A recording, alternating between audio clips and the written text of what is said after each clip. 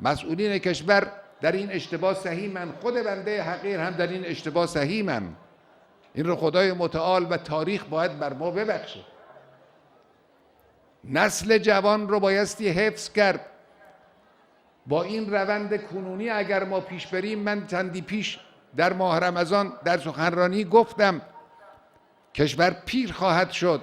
این شاید یکی از نادر مواردی بود که رهبر جمهوری اسلامی خودش رو در تصمیم مسئولین شریک دونست و اون رو اشتباه لقب داد و طلب بخشش کرد. خانواده ها، جوان ها بایستی تولید مثل را زیاد کنن، نسل رو افزایش بدن. اما چقدر این گفته ها با واقعیت هماهنگه؟ آیا ما به زودی با ایرانی پیر روبرو خواهیم بود؟ کشوری که دیگه در اون نرخ زاد و ولد مثبت وجود نداره و میره تا به یکی از سالخورده ترین کشورهای دنیا بدل بشه؟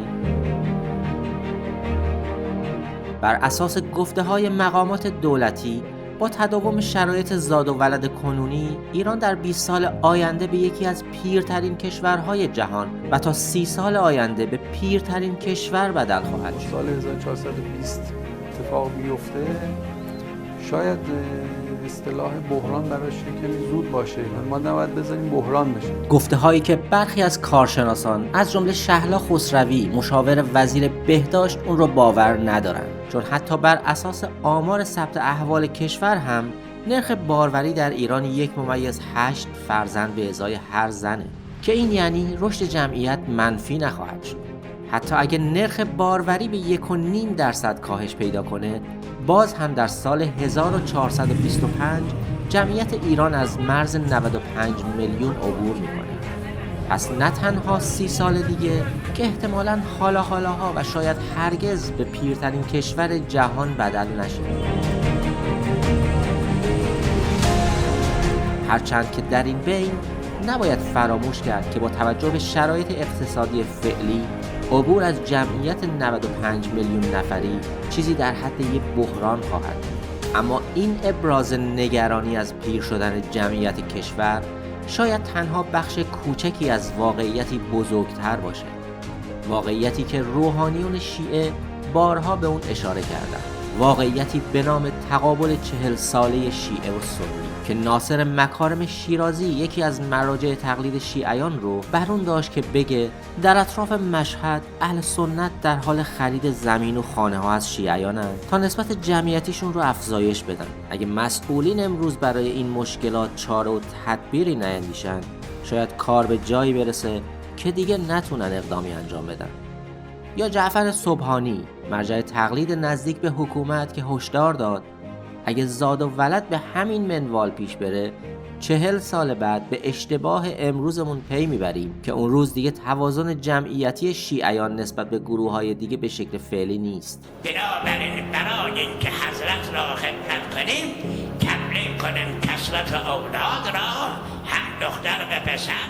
نگرانی که خیلی زود دامنش به نشریات تندرویی مثل هفته‌نامه شما، ارگان حزب مؤتلفه، رسید و این نشریه ضمن انتقاد از سیاست‌های دولت نوشت رشد جمعیت شیعی کشور امروز از 1.8% به 1.6% تقلیل یافته، در حالی که رقم رشد جمعیت در میان غیر شیعیان حدود 7%. اما ماجرا به همینجا ختم نشد و رفته پای ارگان‌های امنیتی هم به این موضوع باز شد، تا جایی که پاییز گذشته فصلنامه مطالعات دفاعی استراتژیک وابسته به دانشگاه نظامی دفاع ملی در مطلبی با عنوان ژئوپلیتیک انسانی منطقه شمال شرق کشور مؤثر بر تدوین راهبردهای دفاعی جمهوری اسلامی از افزایش جمعیت اهل سنت در استانهای شمال و شمال غربی به عنوان یکی از شاخصهای تهدید کننده امنیت ملی نام برد. این همه نتیجه‌ای نداشت جز تلاش روزافزون برای بالا رفتن رشد جمعیت. اما نتیجه این تلاش در عمل چیزی نبود جز تشدید معضلات اقتصادی و بروز مشکلی بزرگتر که بر پیچیده تر شدن مسائل اجتماعی و اقتصادی تأثیر بزرگی گذاشت. مشکلی به نام رشد نامتوازن جمعیت، یعنی با اعمال سیاست‌های ممنوعیت پیشگیری از بارداری، در واقع این جمعیت مناطق محروم بود که اغلب در استانهای مرزی مثل سیستان و بلوچستان، خراسان، کردستان و حاشیه شهرها بیشتر و بیشتر شد که ثمری نداشت جز گسترش محرومیت و فقر.